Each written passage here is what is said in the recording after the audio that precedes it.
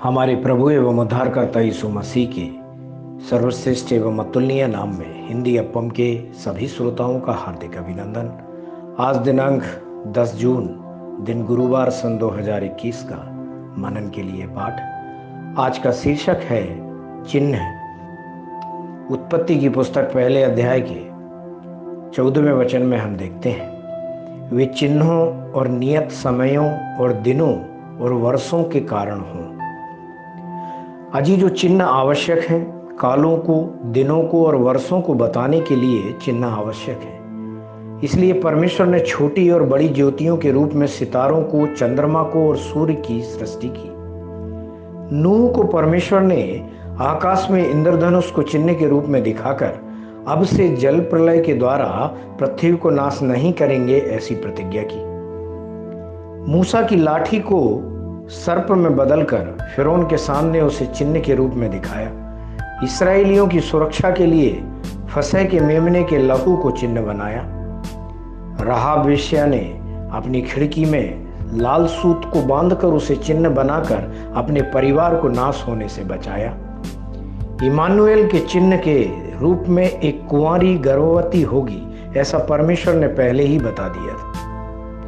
हिजकिया राजा के वर्षों को बढ़ाने के लिए सूर्य की घड़ी को 10 अंश पीछे करके चिन्ह ठहराया गया। सूर्य, चंद्रमा और नक्षत्रों को किस कारण से उन्होंने चिन्ह ठहराया?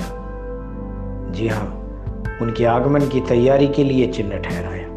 एक दिन पूर्ण होने का चिन्ह पृथ्वी का अपनी धुरी पर एक बार पूरा घूमना है। एक वर्ष पूर्ण होने का मतलब है पृथ्वी का अपने आप में घूमना ही नहीं, सूर्य का भी एक बार उसने चक्कर लगा लिया है। इसका अर्थ है इन्हीं के द्वारा आप दिनों को बताते हैं, सप्ताह का निर्णय करते हैं और वर्षों की गणना करते हैं। वे आपके लिए चिन्ह के रूप में बने रहते हैं। अभी समय का पहिया घूम चुका है और अंतिम समय में हम आ चुके हैं। मसीह के आगमन संबंधी सारे चिन्ह पूर्ण होते जा रहे हैं। सारी भविष्यवाणियां हाँ और आमीन में समाप्त होने वाली हैं। जहां भी मुड़कर देखें, प्रभु के आगमन से संबंधी बातें इतिहास के तथ्य प्रमाणित कर रहे हैं। कुछ समय के बाद ईसा पूर्व और ईसा पश्चात की तरह ही प्रभु यीशु के आगमन के बाद, आगमन के पहले और आगमन के बाद करके बांटा जाएगा। एक बार यीशु जब जैतून के पहाड़ पर बैठे थे तो उनके शिष्य उनके पास आकर आपके आगमन संबंधी और इस दुनिया के अंत्य से संबंधित चिन्ह क्या हैं, हमें बताएं, ऐसा पूछा। यीशु ने कई चिन्हों का विवरण उन्हें दिया। उनमें से एक यह है, सूरज और चांद और तारों में चिन्ह दिखाई देंगे और पृथ्वी पर देश देश के लोगों को संकट होगा, क्योंकि वे समुद्र के गरजने और लहरों के कोलाहल से घबरा जाएंगे। भय के कारण और संसार पर आने वाली घटनाओं की बाट देखते देखते लोगों के जी में जीना रहेगा, क्योंकि आकाश की शक्तियां हिलाई जाएंगी।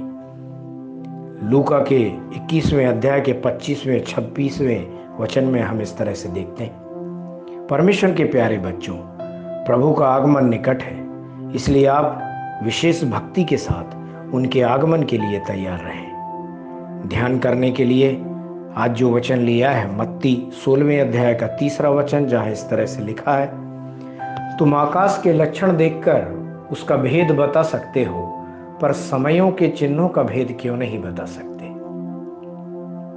परमेश्वर के इन वचनों के सुनने पर, पढ़ने पर, मनन करके इनके अनुसार अपने जीवन को जीने पर परमेश्वर आपको बहुतायत से आशीष देवे। आमीन।